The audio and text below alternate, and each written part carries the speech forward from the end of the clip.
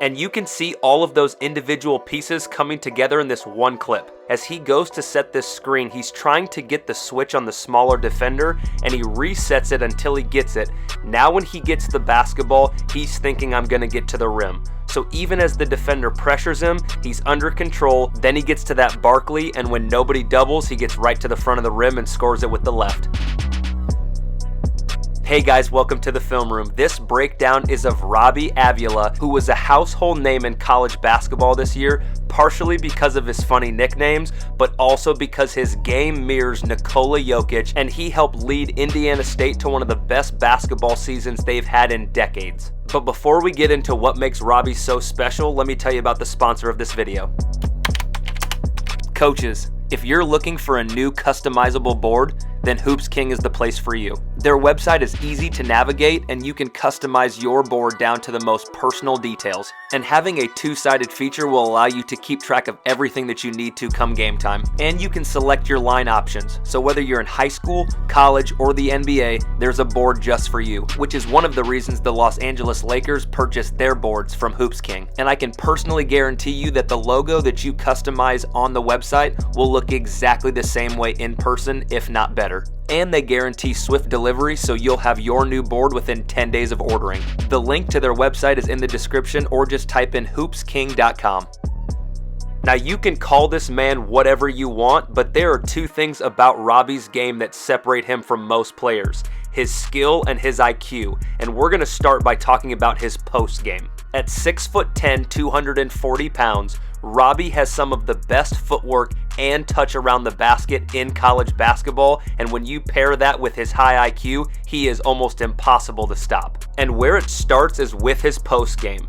Now, most guys who would catch the basketball all the way out here would just try and bully their way to the rim and get called for charges and get double teamed. But what Robbie does when he catches it out here is he actually drops towards the baseline as he backs his man down, and what that does is it creates this angle for him to now be able to work towards the middle of the court and get right to the front of the rim, which is where he scores a ton of his points. He's methodical, but he is so efficient. And the reason this works is because he understands angles. When he catches this ball in the post, he knows he can't go straight to the middle, so he sinks with that dribble, gets away from help defenders, and now he has the ability to go inside or baseline, and that's where his footwork and his touch takes over. But he also has the ability to see the middle of the floor while he's backing his man down, so as he's working his way to the middle, he sees this help defender come over, he knows that his teammate's right there in the dunker, and he dishes it off for an easy bucket. So not only does he have the ability to score on pretty much anybody one-on-one because he understands these angles, when he catches it on what's called a cleared side, he always knows he's probably going to get help from this low defender, and he is always ready to kick the ball opposite. And notice how that ball was on a rope and hit his shooter right in the hands.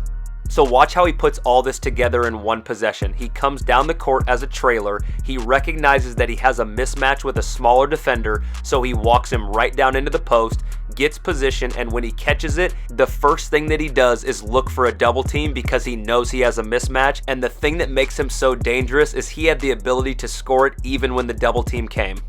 So Robbie is most comfortable when he has his back to the basket with a live dribble because he's in control. And one of the things that he does when he catches it on the perimeter to get to that is what's referred to as a Barkley. And that's a move that was named after Charles Barkley, and it's any time that you're driving to the basket, and when you get cut off, you spin dribble right into a post up and keep your dribble alive.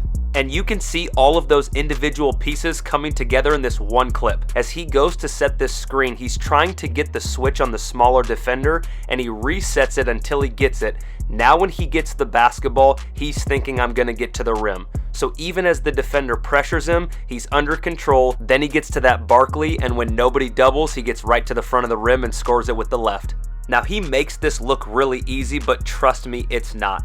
As he comes off of this flare screen and drives, the defender tries to gamble on the spin and he misses it, and now he's got an open look. And instead of shooting it, he recognizes the help defender and knows that there's only one defender left to guard two people, so he keeps his eyes on the rim to occupy the shot blocker and then dishes it off to the 45 cut. So because he's a nightmare to defend in the post, what teams started to do to try and neutralize this is they would front him. But the problem with that is he's got such great hands and his teammates know how to pass him the ball over the top that he would end up getting easy buckets on that as well. And it wasn't just that he knew how to catch the ball and finish it, he also has an understanding of help defenders. So when he would catch these passes over the top, he was always prepared to secure the ball so that it didn't get ripped from him. And this is why he became so difficult to guard. You couldn't play behind because he was going to create an advantage, and if you fronted him, they were going to throw it over the top. And Coach Schertz knew he had something special with this guy, and he would draw plays up just to create these situations. This is an action that Bill Self has ran for his bigs for years, and it's an overload concept where you start by entering the ball to a wing over here on the side, and then you run somebody through to the same side corner. You leave your four-man high, and that creates this situation right here where Robbie can walk his man up, and then the guard just has to throw the ball anywhere in this spot, and he's going to have an open look with no backside help. But there's a lot of guys with a good post game, so what separated Robbie? It was the fact that he is a knockdown shooter from the perimeter as well. In a 37-game season, he hit 61 threes, which means he makes about 2 a game, and he did it shooting 39.5% from 3. And just for context, that puts him at 45th in the entire country at the Division I level for three-point field goal percentage. And what made it even harder for defenses to guard him is that he is really good in pick and pop situations. So in their offense, they were constantly trying to set screens with him to make his defender help, because as soon as he had to guard the dribble, that's going to create this separation that he could get, and now this closeout is way too far for him to get a contest, and that's where a lot of these threes would come from. So most people would think, okay, he can shoot the three and he can score in the post, but there's more. Robbie has one of the best shot fakes probably in college basketball. And if you don't believe me, we'll let the tape do the talking. I want you to look at these two freeze frames and see if you can guess which one is a shot and which one is a shot fake.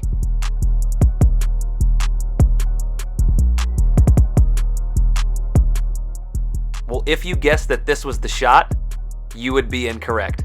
And if you had any hesitation at all making that decision, imagine how hard it is in real time when you're trying to defend a guy who shoots 40% from 3. And this is an area where I think that Robbie's ability to play slow and methodical actually helps him be more deceptive. Because he has that smooth rhythm on his shot fake can look exactly the same, and these defenders don't know if they should jump or not. And he does the same thing in the post. Because he's not the type of guy who's going to go up and try and dunk on somebody, he's learned to use these shot fakes even in the paint to get his defenders up in the air, and that's allowed him to get and ones and easy layups because he gets his defenders to jump.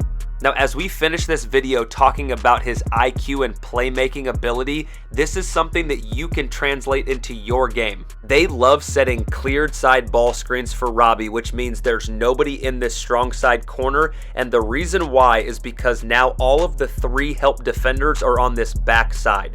And when Robbie catches the ball, he knows that he's going to draw the attention of this whole defender, which means he's going to have an advantage on this backside. So this works almost just like his post isolations, but when he catches it, he knows when that low defender comes over and helps, he's got a 2-on-1 on this backside, and all he has to do is find the open man. So here's a great takeaway message from this concept alone. When a help side defender comes over and helps, you should always look to get the ball out of your hands because you have an advantage on the backside. But in this clip, you're going to see that he sets a step up and there's no help side defender because they both got caught up here above the free throw line, and now he gets an easy finish. And these decisions aren't always going to be black and white. You're going to have to make split-second decisions. So when he catches this short roll, the defender is there, but he felt like he wasn't far enough, and so he goes and finishes it and actually gets an and one. And this is something that you need to understand whether you're the screener or the ball handler. In this situation, they let Robbie come off of this step up, and he quickly recognizes that there is no hole help from this defender right here, and so he just drops it over the top for an easy dunk. And Robbie does a great job of not becoming predictable. He runs this pick and pop, which you would assume he would shoot it because of all the space, but he actually drives this gap, spins off his defender, and now he's getting to the rim. And the last part of his IQ and playmaking that makes him a complete offensive player is his vision and passing. He has the ability to see these small windows when his guys are cutting to the basket, and he not only sees them before they develop, but he's able to make these passes in those small windows, and that's not something that everybody can do. So one of the biggest takeaways that I think that you can leave with is that you don't have to be ultra athletic and really fast to make an impact in the game. Your skill and IQ can make you a very successful basketball player. Thanks for coming through. We'll see you next time in the film room.